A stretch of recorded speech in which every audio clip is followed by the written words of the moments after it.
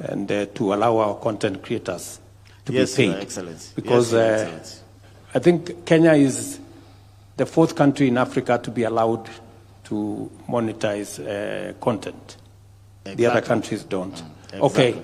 Thank you. Maybe I'll ask Madam Moria, the PS for Tibet. You are aware of what is going on in our Tibet. Can you say something about that space with digital jobs?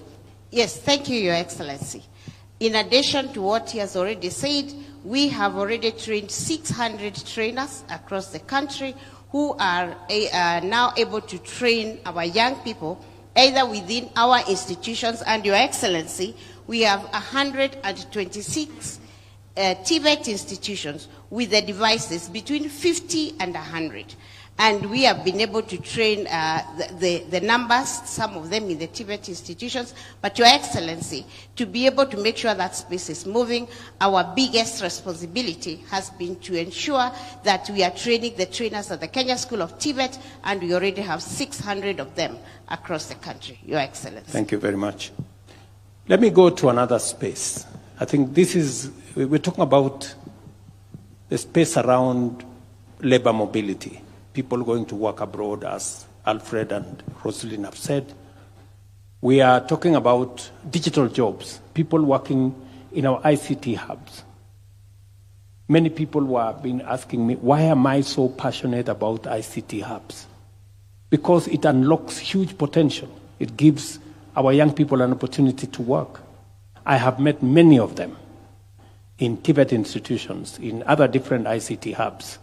And at the moment, we have a program where we are working with Kenya Power to deliver internet to as many places in Kenya as possible, so that progressively we can unlock that we can unlock that potential, and that is going to turn around. Because again, I said, for us to be able to create jobs, we have to be intentional. We cannot just assume that jobs will arrive. We have to know ICT hubs, deliver internet, have trainers, have TOTs, train more young people, provide computers. And that's exactly what the gentleman from our Department of ICT has said.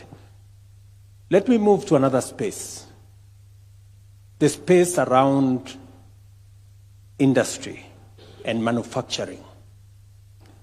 I think P.S. Abubakar is here.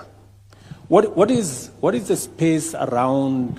Why are we negotiating, for example, a new agreement with America on matters to do with textile? Why are we doing more special economic zones? What are the numbers like? Thank you, Your Excellency. I think, Your Excellency, your strategic shift or your strategic intent in all this is, first, is to subsidize production. 2 is to incentivize value addition. 3 is to expand the market. And 4 is to de-risk private investment. So what we are doing in terms of the market access, we are expanding our market access from the US. Now we have an economic partnership agreement with UK. Now we also have an economic partnership agreement with the European Union, so that we can have a lot of market access for our products. And one of the products which we have a competitive advantage in exporting is in the textile space. So, Your Excellency, in your special economic zones and extra processing zone program, where people can produce competitively to access this market, we've been able to create 10,000 jobs in that space, mostly in the area of textile and apparels. Okay. So let me allow now, just sit there, Bakar. I want the people from the business process outsourcing. I remember I went to Samasos up on Mombasa Road. I remember earlier this year, I went to Tatu City with CCI. They now have 6,000 people working for different companies out of Ruto, here in Ruto. What is going on in that space around the BPO, Madam? All right, I appreciate that. My name is Anpisa Lola. I'm with Sama. And if I'm just to paint a picture in the BPO industry, I'm going to talk in terms of numbers just to show how big this industry is and why it's important for us to literally focus, especially when it comes to creating jobs for the youth. So Sama is a BPO. In Kenya alone, we have to the tunes of 3,500 employees. And this is full-time job, benefits, medical cover, all that. And we have not even scratched the surface. Okay? Now, when you look at how big this industry is, this industry last year alone was a 1 trillion USD industry. Okay? That's globally. Now, bringing that down to the amount of jobs that are created, India developed, I think for anybody who's read about BPO, India developed its middle class through BPOs. Today, India has 4.5 million jobs in the BPO industry. Philippines has 1.1 million jobs.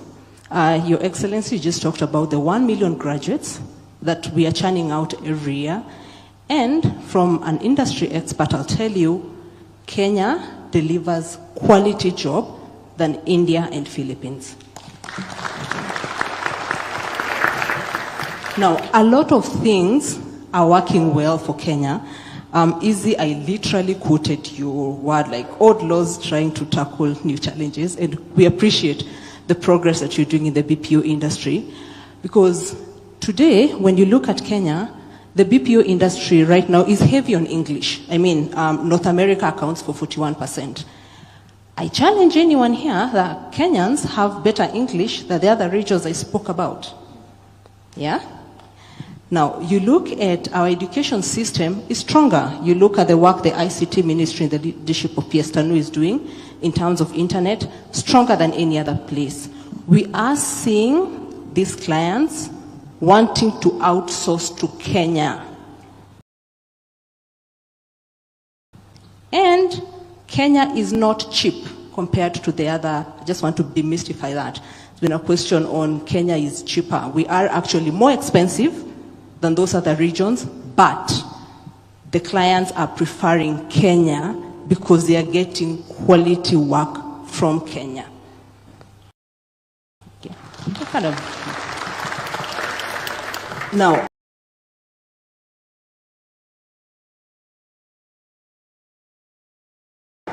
today when you look at this sector, believer of Africa, Kenya deserves a seat at this table because anybody who knows AI knows about AI bias.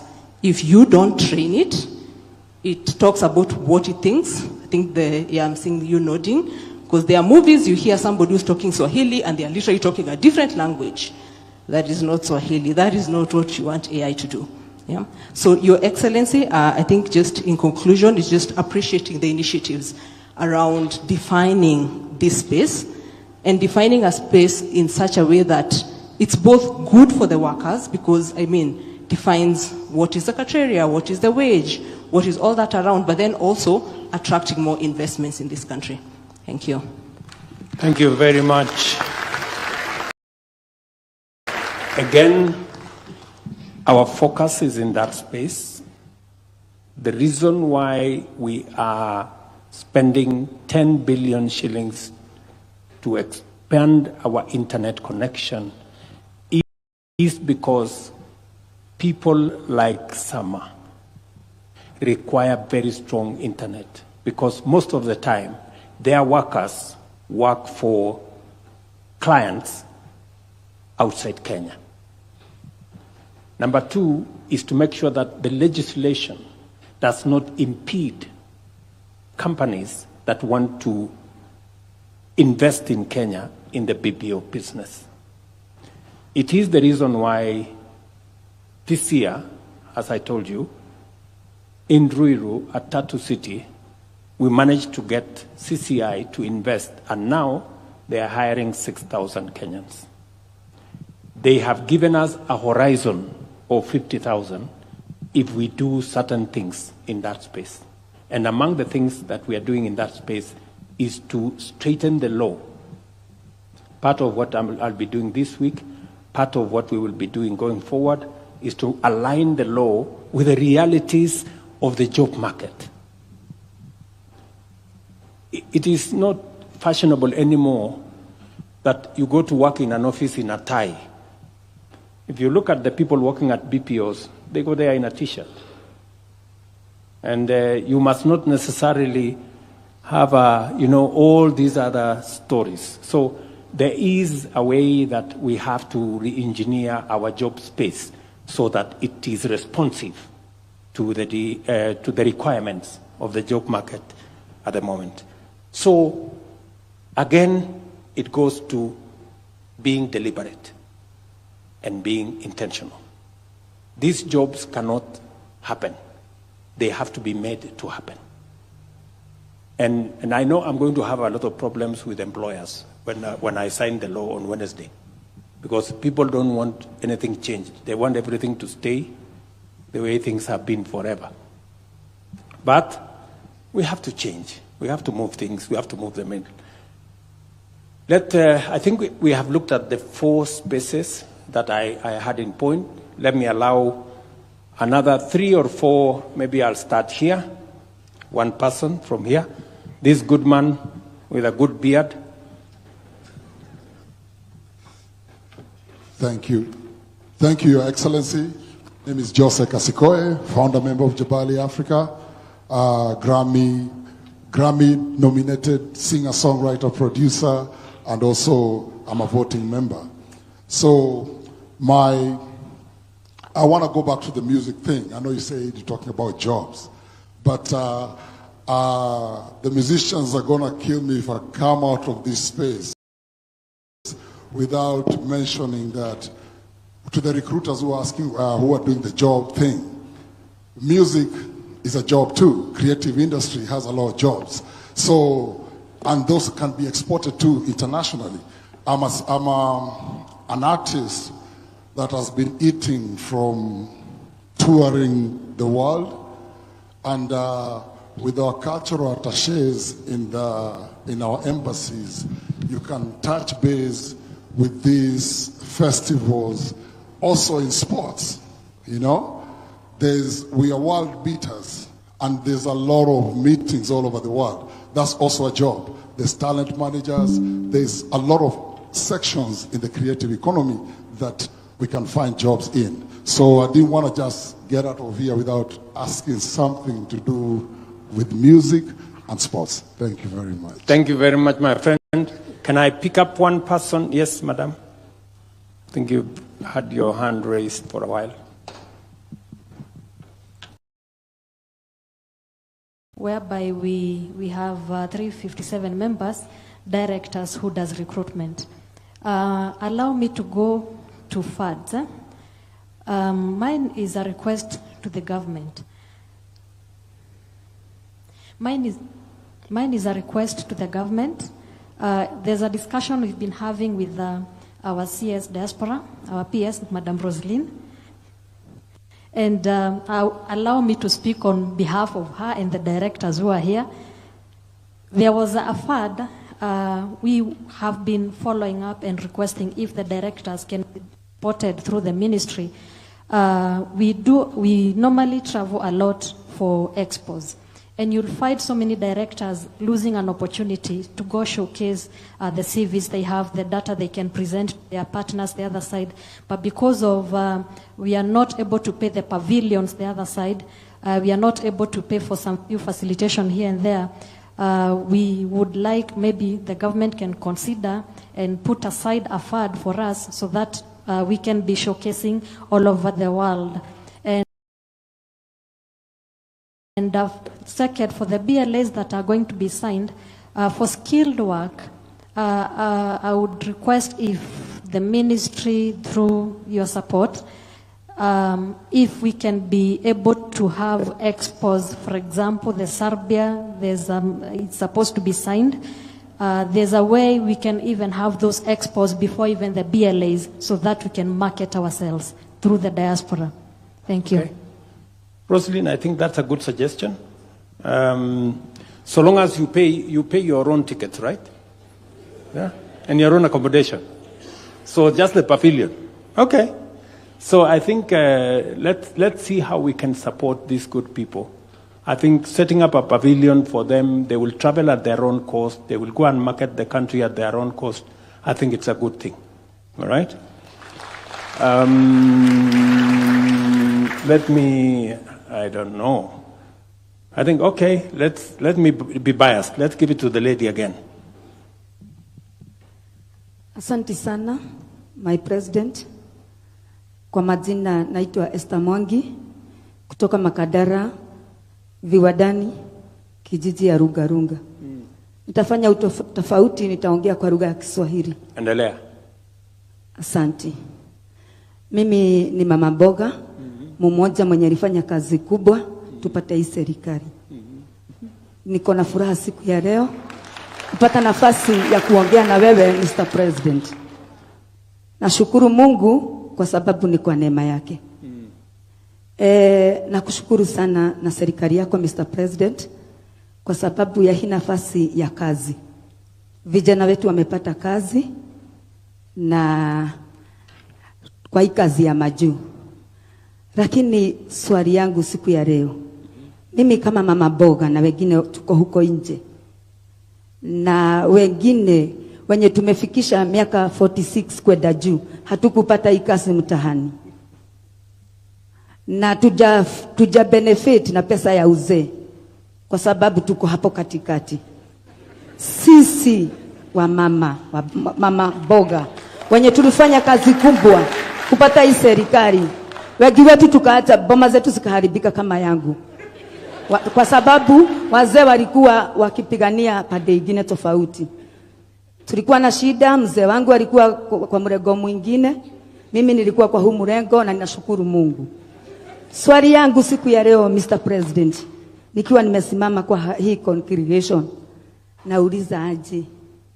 Mimi mtu akona 46, mama boga, sijapata kazi kwa vijana, sija benefit kwa pesa ya uzee, sijaenda majuu, niko wapi kwa hii kazi? Watoto wangu, ukikumbuka wakati ya siasa pale kare nilikuambia social yangu hakusoma, mama yangu hakusoma, mimi sikusoma. Bado niko huku. Mr. President, najifunia kuwa kwa hii serikali.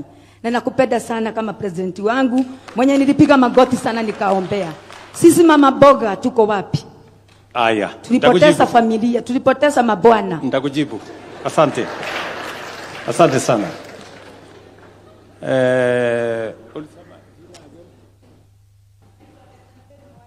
Esther. Asante sana Esther. Asante sana Esther. Asante sana Esther. Nitakwambia wewe kama mama mboga mambo 5. Si ndio? Kwa sababu wewe uko na mtoto. Si ndio? Si uko na watoto? Umebarikiwa na Mungu, uko na watoto. So kama wewe hujapata kazi, ujipange ndio mtoto wako tupangane na yeye apate kazi. Si namna hiyo? Mtu wako hapo utapangana na yeye. Ako hapo. That is number 1. Number 2, unajua tulikubaliana ya kwamba mama mboga pia atafanya kazi mahali kuna heshima. Tutahakikisha tutajenga soko. Tuhakikisha kwamba kina mama mboga wanafanya kazi. As I talk to you, nikiongea na wewe, tunajenga saa hizi soko 200 Kenya ya kina mama mboga. And most of them are actually in the process of completion. In fact, nitauliza governor wa Nairobi, kwa sababu si unatoka Nairobi? Nitauliza governor wa Nairobi aniambie mahali tuko kwa hiyo mpango yetu ya soko. Ngoja kidogo Senator, Governor Sakaja, just you know, so number 1. So wewe uko hapo utafanya kazi mahali kuna heshima. Number 3, katika mpango yetu ya afya. Mama mboga hakuwa kwa mpango ya afya kwa sababu NHIF ilikuwa ni number 1 watu wenye wanafanya kazi.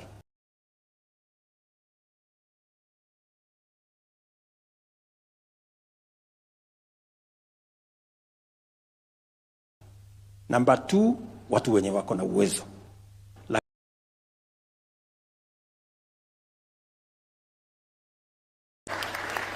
Hii Taifa Care ina recognize mama mboga na kwamba wewe pia sasa utakuwa na nafasi ya kuwa na bima ya afya. Utaenda hospitali, mtoto wako atatibiwa na hakuna malipo yoyote utalipa. Hiyo ni number 3. Sawa sawa. Number 4. Najaribu kupanga mahali huko kwa hii mpango. Number 4.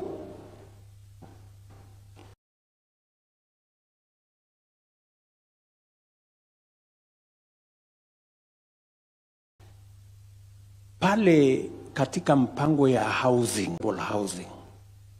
Na umesikia ule jamaa wa affordable housing aliongea hapa. Did somebody speak about affordable housing here? No, we're going to talk about it. I know there is somebody from affordable housing. Sasa, wewe kama mama mboga, uko na nafasi, ukijiandikisha kwa boma yangu. Sasa wewe utakuwa na nafasi ya kuwa home owner. Hapo nyuma ilikuwa ili upate nyumba lazima uwe tayari kulipa 20,000, 30,000, 50,000. Lakini kwa hii Nairobi sasa utapata nafasi ya kuwa mwenye nyumba na kati ya shilingi 3,000 ama shilingi 5,000 yenye utalipa kila mwezi under our affordable housing program. Kwa sababu tumesema we want to make home ownership, dignify our people with home ownership. Now, mama mboga kama wewe anaweza kuwa na nyumba yake, sio ya kukodesha, nyumba yake ambaye ataishi na iwe yake kwa kulipa pesa kidogo. So these are some of the things we are doing to make sure that we cover everybody. Yeah. So those are among the things I can tell you as we go forward. We have, I'm told it is going to 9. We have only 5 minutes of this. Let me take a question from that young man.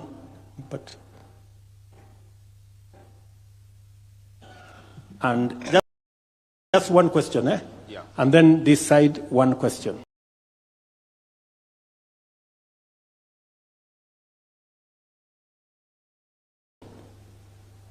Yeah, this gentleman. Okay. Good Yes. evening. My name is Peter Ogutu, a student at the Technical University of Kenya. For job opportunities. A good move that we appreciate, but doesn't that move leave the Kenyan economy at a bad place with the deprived skilled labor and or stressed skilled labor that cannot meet its potential? A good example is the medical sector, where we have fewer doctors attending to numerous patients, yet these doctors and nurses still form part and parcel of the skilled labor that are being exported to external market for employment. Thank you. Alfred, do you want to answer that question? It's a very good question from Mr. Ogutu. The reality is that we are producing more people than we need in the job market. For example, when you look at doctors and nurses, it is not that we do not have enough doctors or nurses being produced. Yes,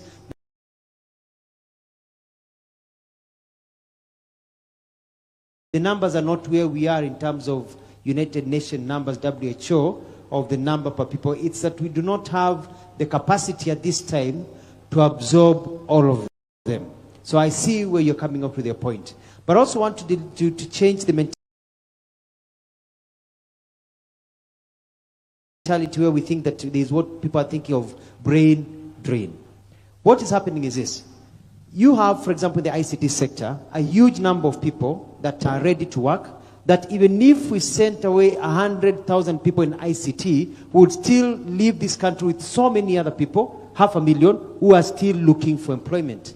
So that thinking that if we are sending people away, we are depriving our country, is not really accurate.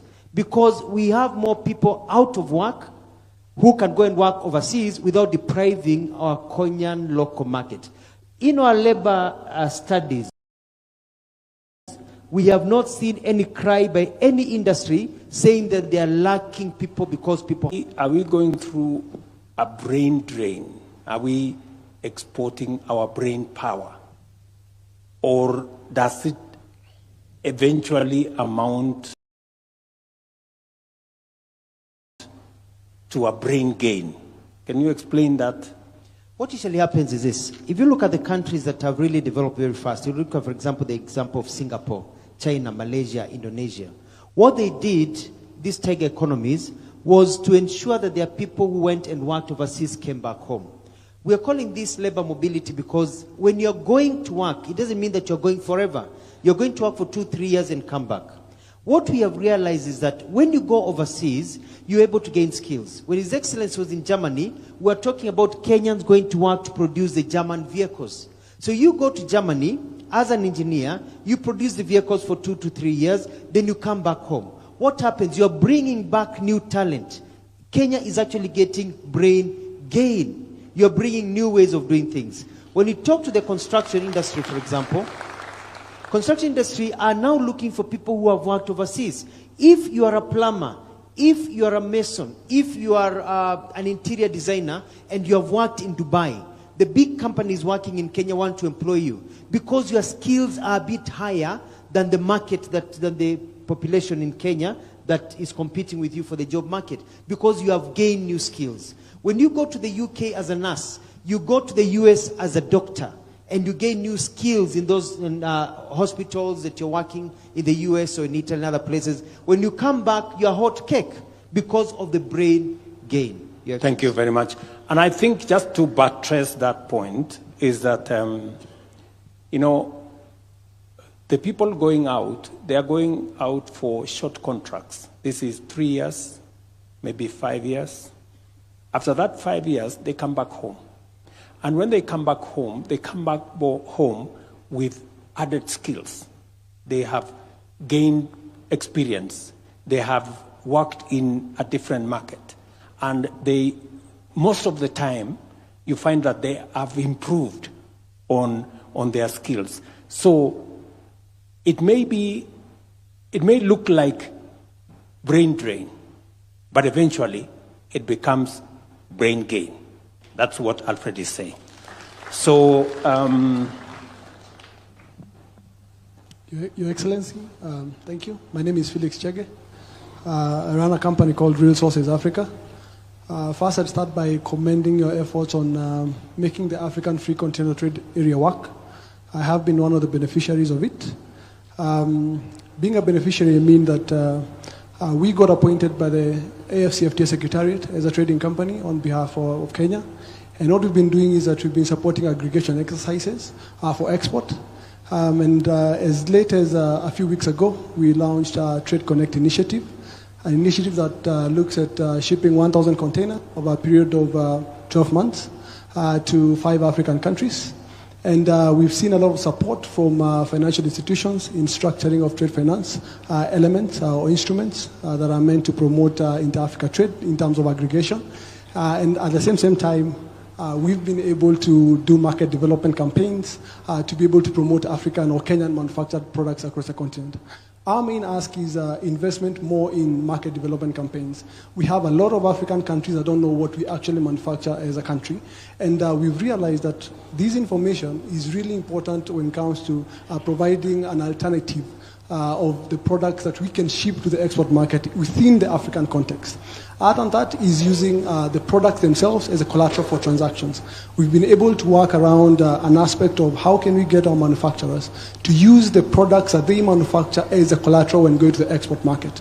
We're looking at, or our ask could be, how can we use the credit guarantee scheme that you have already initiated to convert it to be an export guarantee line that can be used by our manufacturers to be able to guarantee them payments after they ship their products. Other than that, I thank you for really looking into the protocol on youth and women in trade, and we've leveraged on that to be able to access a lot in terms of just opening doors at the Secretariat. I'm a 27-year-old, and I'm privileged to be among the people who represent this country at the Secretariat. Thank you very much, Mr. Chege. Just Chege. Thank you very much, Mr. Chege, for what you have said. I think you put it so well that you've given me some homework to do on some aspects. And I will take back the homework and see what we can do better. But congratulations on what you're doing on behalf of many young people in Kenya, taking advantage of the Africa Continental Free Trade Area. It's a market of 1.4 billion people, and Kenya needs to move full speed and take its space and place. And I congratulate all of you. Thank you very much for taking time. I know all of us are busy people, for taking time to ask your questions, to seek the intervention, clarification. Thank you very much to all the teams that have participated here this evening. And my very best wishes as we work together towards creating opportunities for young people, for our nation. It will take effort, it will take collaboration. I know Sakaja was supposed to tell us something at the corner. Sakaja, do you want to say anything?